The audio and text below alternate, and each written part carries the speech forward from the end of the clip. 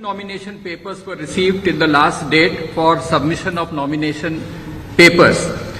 After scrutiny, nomination papers filed by Shri Jagdeep Dhankar and Srimati Margaret Alva were found valid. The polling for the 16th Vice Presidential Election 2022, which commenced at 10 a.m. today in the Parliament House, closed at 5 p.m. Out of 780 electors comprising of elected and nominated members of Rajya Sabha and elected members of Lok Sabha, 725 electors cast their votes. The total elector turnout was accordingly 92.94%. The ballot box was sealed immediately after the close of poll at 5 p.m. in the presence of authorized representatives of contesting candidates and election observers.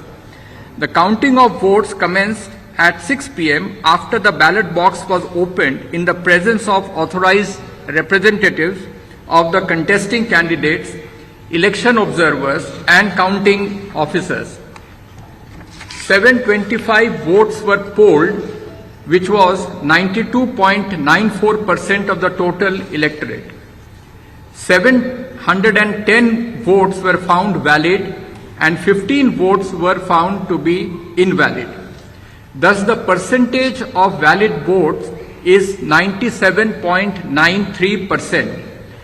The quota sufficient to get a candidate elected is determined by dividing the total number of first preference votes secured by both candidates by 2 and then adding 1 to the quotient. The quota necessary for being elected to the office of Vice President of India was determined to be 356 votes. On the basis of counting, Shri Jagdeep Dhankar secured 528 first preference votes and Srimati Margaret Alva 182 votes.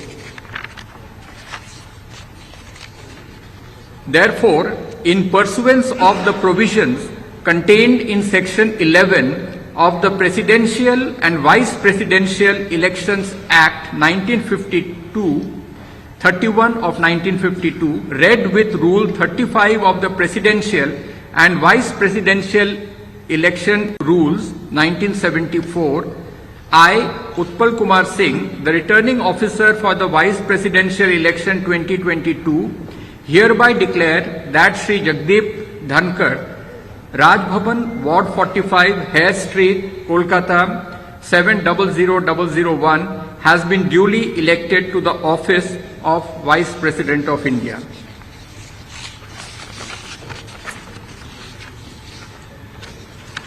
I will be forwarding to the Election Commission of India Form 7 under Rule 35(1)(c), which is the return of election to the office of the Vice President of India, and also a declaration of result of election under Section 11 of the Presidential and Vice Presidential Elections Act 1952, read with Rule 35 of the Presidential and Vice Presidential Election Rules 1974.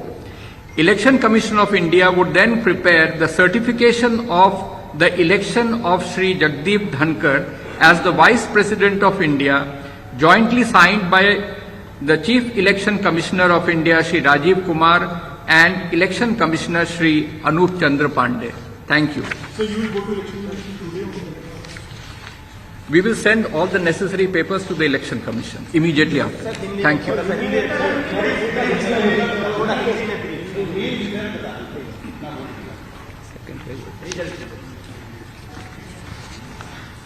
जैसा कि आप सभी को ज्ञात है कि 5 जुलाई 2022 को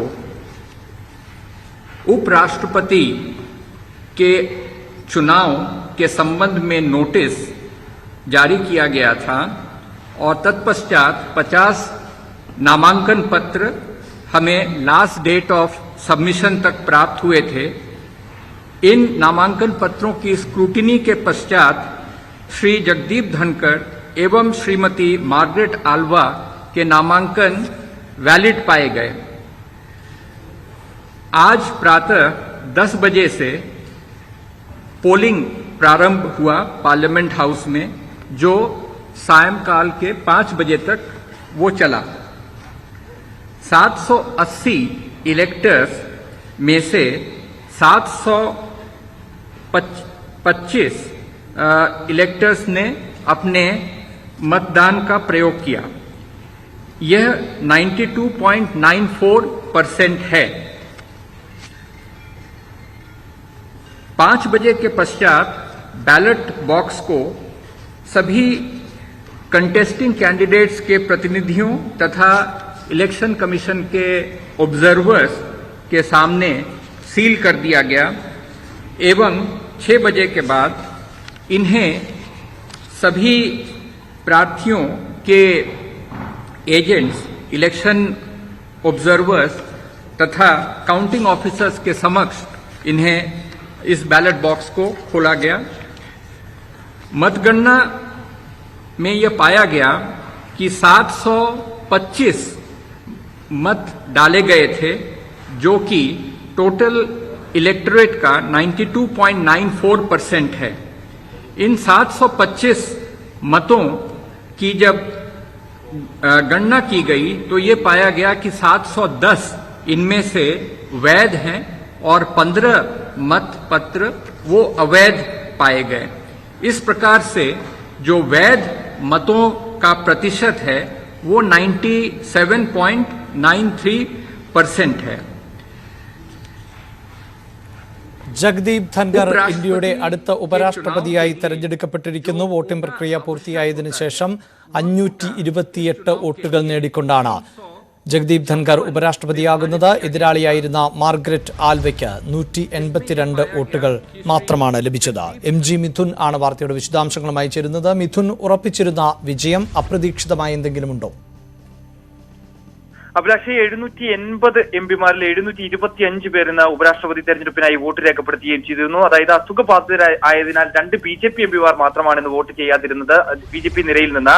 അത്തരത്തിൽ സണ്ണി ഡിയോളും ഒപ്പം തന്നെ സഞ്ജയ് ദോത്രെ എന്നിവരാണ് ഈ ഒരു അംഗങ്ങളായുള്ളത്. ഒപ്പം തന്നെ 36 എംപിമാരുള്ള തൃണമൂൽ കോൺഗ്രസിന്റെ 2 എംപിമാർ മാത്രമാണ് ഇന്ന് വോട്ട് ചെയ്തത്. നേരത്തെ തന്നെ അവർ നിലപാട് വ്യക്തമാക്കുകയും ചെയ്തിരുന്നു. അതായത് ഈ മാർഗ്രറ്റ് ആൽവിയുടെ സ്ഥാനാർത്ഥിയുമായി ബന്ധപ്പെട്ട് തങ്ങളോട് ചർച്ച ചെയ്തില്ല എന്നുള്ളൊരു ആരോപണം ഉന്നയിച്ചുകൊണ്ടാണ് അവർ ഈ ഒരു വോട്ടെടുപ്പിൽ നിന്ന് വിട്ടുനിൽക്കാനുള്ള നിൽക്കാനുള്ള ഒരു തീരുമാനത്തിലേക്ക് എത്തിയതെന്നുള്ള അഭ്യൂഹങ്ങൾ പരക്കുന്ന തന്നെ നേരത്തെ തന്നെ ഈ കേന്ദ്ര ഏജൻസികൾ വേട്ടയാടുന്നു എന്നുള്ള ഒരു ആക്ഷേപം ഉന്നയിക്കുകയും ചെയ്തിരുന്നു. പ്രതിപക്ഷ നിരയിൽ തന്നെ ഐക്യമുണ്ടാക്കുന്നതിന് വേണ്ടി മുന്നിൽ നിന്ന പാർട്ടി കൂടിയായിരുന്നു തൃണമൂൽ കോൺഗ്രസ്. അങ്ങനെ ഈ ഉപരാഷ്ട്രപതി തെരഞ്ഞെടുപ്പിൽ അവർ പൂർണ്ണമായും വിട്ടുനിൽക്കുന്ന ഒരു കാഴ്ചയാണ്. പക്ഷേ 2 എംപിമാർ മാത്രം, ഈ വിമത എംപിമാർ മാത്രം ഇന്ന് വോട്ടെടുപ്പിന് പങ്കെടുക്കുകയും ചെയ്തു. അതായത് ശിശിർ അധികാരിയും ഒപ്പം തന്നെ ദിബന്ദു അധികാരി എന്നിവരാണ് ഇന്ന് വോട്ട് ചെയ്യുകയും ചെയ്തിരുന്നത്. ഒപ്പം തന്നെ നേരത്തെ തന്നെ NDA ഉറപ്പിച്ചത് തന്നെയായിരുന്നു വിജയം. എന്തെങ്കിലും അത്ഭുതങ്ങൾ സംഭവിച്ചാൽ മാത്രമേ മാർഗ്രറ്റ് ആൽവയ്ക്ക് ഒരു സാഹചര്യം ഉണ്ടാവുകയും ചെയ്തിട്ടുള്ളായിരുന്നു. നേരത്തെ തന്നെ അവർ 500-ലധികം വോട്ട് ലഭിക്കാൻ സാധ്യതയുണ്ട് എന്ന് NDA വൃത്തങ്ങൾ പറയുകയും ചെയ്തിരുന്നു. അതിനനുസരിച്ചുള്ള ഒരു ഭൂരിപക്ഷം തന്നെ നേടി തന്നെയാണ് ജഗ്ദീപ് ധൻഖർ ഇന്ത്യയുടെ 14ാമത് ഉപരാഷ്ട്രപതിയായി ഇപ്പോൾ അധികാരമേക്കുന്നത്. 528 വോട്ടുകൾ നേടിയാണ് ജഗ്ദീപ് ധൻഖർ ഇപ്പോൾ ഉപരാഷ്ട്രപതിയായിരിക്കുന്നത്. അതേസമയം മാർഗ്രറ്റ് ആൽവിയുടെ കാര്യം എത്തുമ്പോൾ പ്രതിപക്ഷ നിരയിൽ 200 വോട്ടുകൾ ഉറപ്പിക്കാൻ പ്രതിപക്ഷത്തിനായി എന്ന് പ്രതിപക്ഷ ഐക്യനിരയിലെ പ്രമുഖ നേതാക്കളൊക്കെ തന്നെ നേരത്തെ പ്രഖ്യാപിക്കുകയും ചെയ്തിരുന്നു. പക്ഷേ 200ലേക്ക് പോലും അടുക്കാൻ, അത്രയും വോട്ടുകൾ പോലും നേടാൻ ഈ മാർഗ്രറ്റ് ആൽവയ്ക്ക് സാധിച്ചില്ല എന്നുള്ളതാണ് ഏറ്റവും പ്രധാനമായും എടുത്തു പറയേണ്ടത്. 182 വോട്ടുകൾ മാത്രമാണ് മാർഗ്രറ്റ് ആൽവയ്ക്ക് നേടാനാവുകയും ചെയ്തത്. ഇത്തരത്തിൽ ഈ രാഷ്ട്രപതി തെരഞ്ഞെടുപ്പ് അടക്കം വലിയ ക്രോസ് വോട്ടിംഗ് ഉണ്ടാകുന്ന ഒരു സാഹചര്യം ഉണ്ടായിരുന്നു. രാഷ്ട്രപതി ദ്രൗപദി മുർമുവിന് വലിയ പിന്തുണയേറുന്ന ഒരു സാഹചര്യം ഉണ്ടായിരുന്നു പ്രതിപക്ഷ നിരയിലൊക്കെ.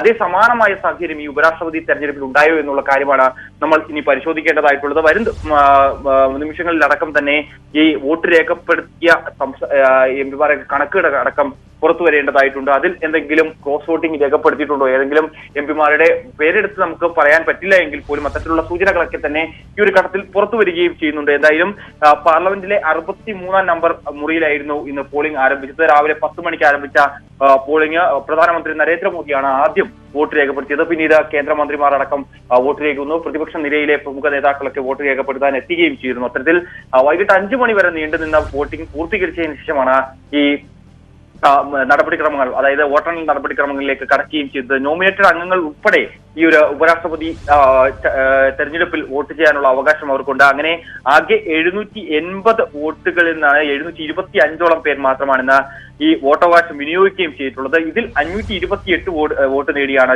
ജഗ്ദീപ് ധൻഖർ ഉപരാഷ്ട്രപതി ആയിരിക്കുന്നത്. എന്തായാലും ഡൽഹി കേന്ദ്രീകരിച്ച് നേരത്തെ തന്നെ ആഘോഷങ്ങൾ തുടങ്ങുകയും ചെയ്തിരുന്നു. BJP ക്യാമ്പിൽ വലിയ ആഹ്ലാദ പ്രകടനങ്ങൾ തന്നെയാണ് ഉണ്ടായിരിക്കുന്നത്. ഡൽഹിയിൽ അദ്ദേഹത്തിന്റെ വസതി കേന്ദ്രീകരിച്ച് ഇപ്പോൾ BJP പ്രവർത്തകർ വലിയ ആഹ്ലാദ പ്രകടനം നടത്തുന്ന കാഴ്ചയാണ് നമുക്ക് കാണാൻ സാധിക്കുന്നത്. ഒപ്പം തന്നെ NDAക്ക് പുറത്ത് BJD, ഒപ്പം തന്നെ YSR, കോൺഗ്രസ്, BSP, TDP തുടങ്ങിയ പാർട്ടികളുടെ പിന്തുണയും ജഗ്ദീപ് ധൻഖറിനെ നേരത്തെ ഉറപ്പാക്കാനും BJPക്ക് സാധിക്കുകയും ചെയ്തിരുന്നു. അത്തരത്തിൽ വലിയൊരു ഭൂരിപക്ഷത്തിലേക്ക് പോകുമെന്ന് നമ്മൾ പ്രതീക്ഷിച്ചതുപോലെ തന്നെയുള്ള കാര്യങ്ങൾ തന്നെയാണ് ഇപ്പോൾ ഉണ്ടായിരിക്കുന്നത്. എന്നാൽ ഐക്യമുണ്ടാക്കാൻ കഴിയാതെ പോയ പ്രതിപക്ഷത്തിന് ഞാൻ നേരത്തെ സൂചിപ്പിച്ചതുപോലെ തന്നെ 200 വോട്ട് മാത്രമേ ഉറപ്പിക്കാൻ സാധിച്ചു എന്നായിരുന്നു നമ്മൾ ആദ്യം കഴിഞ്ഞത്. പക്ഷെ അത്രയും പോലും എത്താൻ അവർക്ക് സാധിച്ചിട്ടില്ല എന്നുള്ളതാണ് ഏറ്റവും പ്രധാനമായും എടുത്തു പറയേണ്ടത്. TRSും ഒപ്പം തന്നെ ആം ആദ്മി, JMM, ഒപ്പം തന്നെ ശിവസേനയിലെ 9 MPമാർ എന്നിവരാണ് മാർഗരറ്റ് ടാലറിക്ക് പിന്തുണയറിയിപ്പിച്ച് രംഗത്ത് വരികയും ചെയ്തിരുന്ന ഒരു പശ്ചാത്തലം ഉണ്ടായിരുന്നു. പക്ഷെ ഇവരൊക്കെ ആരൊക്കെ ഈ വോട്ട് രേഖപ്പെടുത്തി എന്നുള്ളതാണ് കണ്ടറിയേണ്ടിയിരിക്കുന്നത്. ശിവസേനയിൽ തന്നെ വിമത നീക്കങ്ങളൊക്കെ ഉണ്ടായ ഒരു സാഹചര്യം ഉണ്ടായിരുന്നു. അത്തരത്തിൽ അവർക്കിപ്പോൾ നിലവിൽ ശിവസേനയുടെ ഔദ്യോഗിക വിഭാഗത്തിന് 9 MPമാർ മാത്രമാണുള്ളത്. ഈ 9 പേരിൽ എത്ര പേര്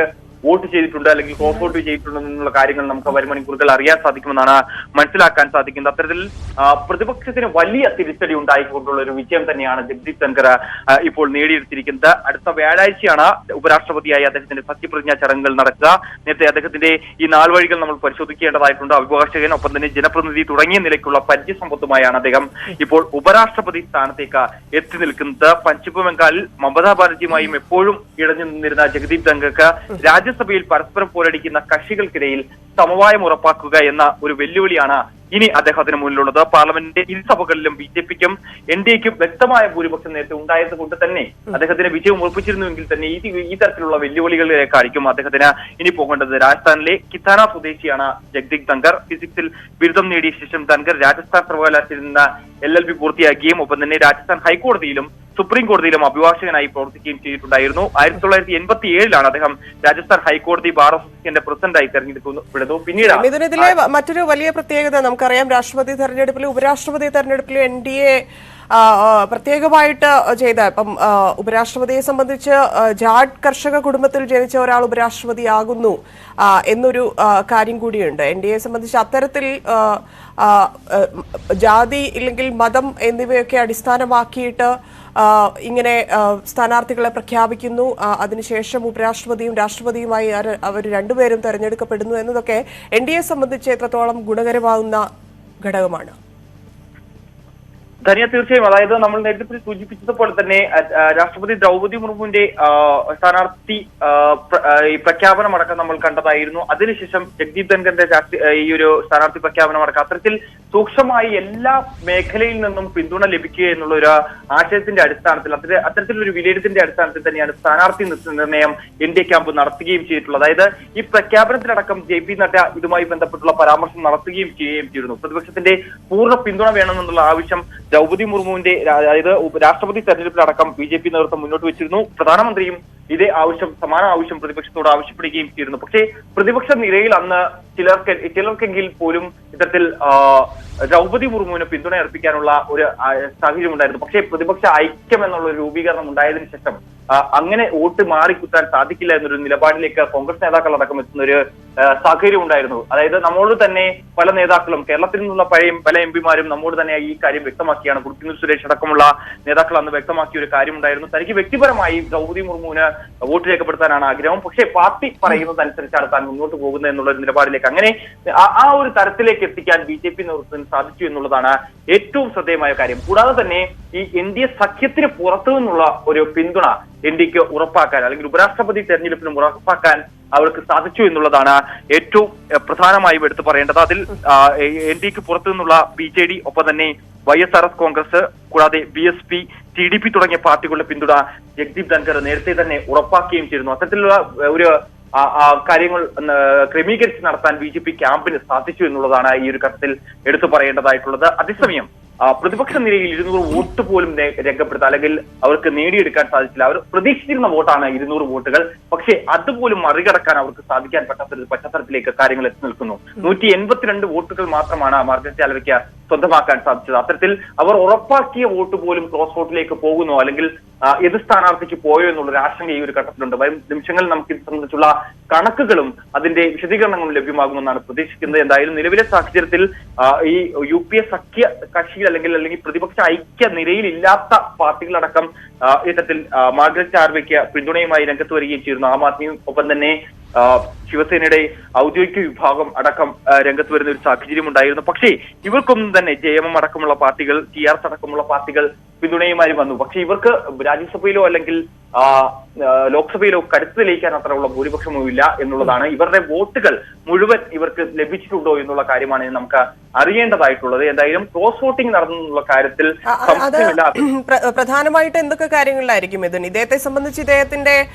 നമുക്കറിയാം, ഗവർണർ ആയിരുന്നപ്പോൾ ബംഗാളിൽ എങ്ങനെയായിരുന്നു മമതാ ബാനർജിയുമായിട്ടുള്ള ബന്ധം, അവർ തമ്മിലുള്ള പ്രശ്നങ്ങൾ. അതിനപ്പുറത്തേക്ക് ഇദ്ദേഹത്തെ വ്യക്തിപരമായി എടുത്തു നോക്കുകയാണെങ്കിൽ സ്പോർട്സുമായിട്ടുള്ള ഇദ്ദേഹത്തിന്റെ ബന്ധം, ഒളിമ്പിക് അസോസിയേഷനും ടെന്നീസ് അസോസിയേഷനെയും ഒക്കെ പ്രസിഡന്റായിട്ട് പ്രവർത്തിച്ച ആളാണ്. അങ്ങനെ സോഷ്യലി ഒരുപാട് ഇടപെടൽ നടത്തുന്ന ആൾ കൂടിയാണ്. അങ്ങനെയെങ്കിൽ ഈ ക്രോസ് വോട്ടിംഗ് നടന്നിരിക്കുന്നത് ഇദ്ദേഹത്തിന്റെ മറ്റു മേഖലകളിലുള്ള പ്രവൃത്തി പരിചയത്തിലും അത്തരത്തിലുള്ള കാര്യങ്ങൾ കൂടി പരിഗണിച്ച ആയിരിക്കില്ലേ?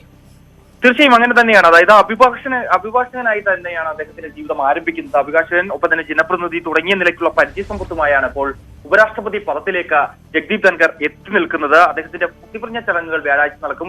ബുധനാഴ്ചയാണ് ഉപരാഷ്ട്രപതി വെങ്കയ്യ നായിഡു അദ്ദേഹത്തിന്റെ കാലാവധി പൂർത്തിയാക്കുകയും ചെയ്തിരിക്കുന്നത്. അതേസമയം ഈ ജഗ്ദീപ് ധൻഖറിന്റെ ഉപരാഷ്ട്രപതി സ്ഥാനത്ത് എത്തിയിരിക്കുമ്പോൾ അദ്ദേഹം പശ്ചിമ ബംഗാളിൽ മമതാ ബാനർജിയുമായി എപ്പോഴും ഇടനിന്ന ഒരു സ്വഭാവമുള്ള ഒരു വ്യക്തി കൂടിയായിരുന്നു. അതായത് ഗവർണറായിരിക്കെ വേളയിൽ അടക്കം വലിയ രീതിയിലുള്ള തർക്കങ്ങൾ ഉണ്ടാവുകയും ചെയ്തിരുന്നു. കാരണം നമുക്കറിയാം, ഇത്തരത്തിൽ ബംഗാളിൽ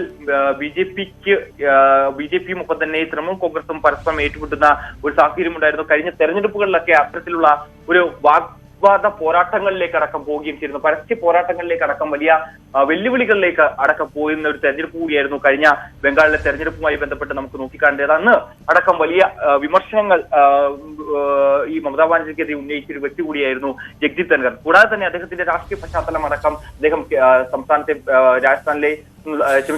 മധ്യപ്രദേശിൽ നിന്നുള്ള മന്ത്രിയായിരുന്നു. പിന്നീട് അദ്ദേഹം ദേശീയ രാഷ്ട്രീയത്തിലേക്ക് ചുവടുവെക്കുകയും ചെയ്തു. കേന്ദ്രമന്ത്രിയായിരുന്ന ഒരു വ്യക്തി കൂടിയാണ്. അത്തരത്തിൽ ജനാധിപത്യ സംവിധാനത്തിൽ വലിയ രീതിയിലുള്ള നേട്ടം കൊയ്യുകയും അത്തരത്തിൽ അദ്ദേഹത്തിന്റെ നാൾ വഴികൾ അത്തരത്തിലുള്ള പരിചയസമ്പത്തുമായി തന്നെയാണ് അദ്ദേഹം ഇപ്പോൾ ഉപരാഷ്ട്രപതി സ്ഥാനത്തേക്ക് രണ്ടാമനായി ഇപ്പോൾ എത്തിയിരിക്കുന്നത് എന്നുള്ള കാര്യമാണ് നമ്മൾ എടുത്തു പറയുകയും ചെയ്തിരിക്കുന്നത്. കൂടാതെ തന്നെ ഈ അദ്ദേഹത്തിന് മുമ്പിലുള്ള ഇനിയൊരു വെല്ലുവിളി, അതായത് രാജ്യസഭയിൽ പരസ്പരം പോരടിക്കുന്ന കക്ഷികൾക്കിടയിൽ സമവായം ഉറപ്പാക്കാൻ ഉള്ള ഒരു വെല്ലുവിളിയാണ് അദ്ദേഹത്തിന് മുന്നിൽ എന്തായാലും പ്രധാനമായും ഇന്നുമുള്ളത്. പാർലമെന്റ് ഇരുസഭകളിലും വലിയ രീതിയിലുള്ള പോരാട്ടങ്ങൾ ഇപ്പോൾ നടന്നുകൊണ്ടിരിക്കുന്ന ഒരു വേളയാണ്. അതായത് ഈ നാഷണൽ ഹെറാൾഡ് കേസുമായി ബന്ധപ്പെട്ടും ഒപ്പം തന്നെ ഈ GST വിലക്കയറ്റം തുടങ്ങിയ വിഷയങ്ങളുമായി ബന്ധപ്പെട്ട് പ്രതിപക്ഷം നിരന്തര സഭാ നടപടികൾ പ്രക്ഷുബ്ധമാക്കുന്ന ഒരു സാഹചര്യമാണ്. അത്തരത്തിൽ രാജ്യസഭയിൽ ഈ ഇരു കക്ഷികളെയും മുന്നോട്ട് കൊണ്ടുപോകാൻ ജഗ്ദീപ് ധൻഖറിന് എങ്ങനെ സാധിക്കും, അല്ലെങ്കിൽ ഈ വെല്ലുവിളികൾ അദ്ദേഹം എങ്ങനെ മറികടക്കും എന്നുള്ള ഒരു ചോദ്യമാണ് നമുക്ക് ഇനി അറിയേണ്ടതായിട്ടുള്ളത്. എന്തായാലും വ്യാഴാഴ്ച അദ്ദേഹത്തിന്റെ സത്യപ്രതിജ്ഞാ ചടങ്ങുകൾ പൂർത്തീകരിച്ച് അദ്ദേഹം ആദ്യമായി പാർലമെന്റിലേക്ക് എത്തുന്ന, അതായത് ഉപരാഷ്ട്രപതിയായി പാർലമെന്റിലേക്ക് എത്തുകയും ചെയ്യും. അത്തരത്തിലുള്ള ഒരു വെല്ലുവിളി മാത്രമാണ് നിലവിൽ അദ്ദേഹത്തിന്റെ മുമ്പിലുള്ളത്. എന്തായാലും 528 വോട്ടുകൾ നേടിയാണ് ജഗ്ദീപ് ധൻഖർ അദ്ദേഹത്തിന്റെ ഉപരാഷ്ട്രപതിയായി തെരഞ്ഞെടുക്കുന്നത്. ഡൽഹി കേന്ദ്രീകരിച്ച് BJP നേതൃത്വം വലിയ ആഹ്ലാദ പ്രകടനങ്ങൾ നടത്തുകയാണ്. അദ്ദേഹത്തിന്റെ വസതിക്ക് മുന്നിലടക്കം വലിയ ആഹ്ലാദ പ്രകടനമുണ്ട്. അദ്ദേഹത്തെ കാണാൻ അല്പസമയത്തിനകം തന്നെ പ്രധാനമന്ത്രി നരേന്ദ്രമോദി എത്തുമെന്നുള്ളൊരു വിവരം ഈ ഒരു ഘട്ടത്തിൽ പുറത്തു വരുന്നുണ്ട്. മറ്റ് കേന്ദ്രമന്ത്രിമാരും എത്തുമെന്നുള്ള വിവരങ്ങൾ ഈ ഘട്ടത്തിൽ പുറത്തു വരുന്നു. ശരി മിഥുൻ, തിരിച്ചു വരാം. രാജ്യത്തിന്റെ പുതിയ ഉപരാഷ്ട്രപതിയായി NDA സ്ഥാനാർത്ഥി ജഗ്ദീപ് ധൻഖർ തെരഞ്ഞെടുക്കപ്പെട്ടു. 14ാമത് ഉപരാഷ്ട്രപതിയാണ്. പ്രതിപക്ഷ സ്ഥാനാർത്ഥി മാർഗരറ്റ് ആൽവയെ തോൽപ്പിച്ചാണ് ബംഗാൾ ഗവർണർ കൂടിയായിരുന്ന ജഗ്ദീപ് ധൻഖർ ഉപരാഷ്ട്രപതിയായിരിക്കുന്നത്.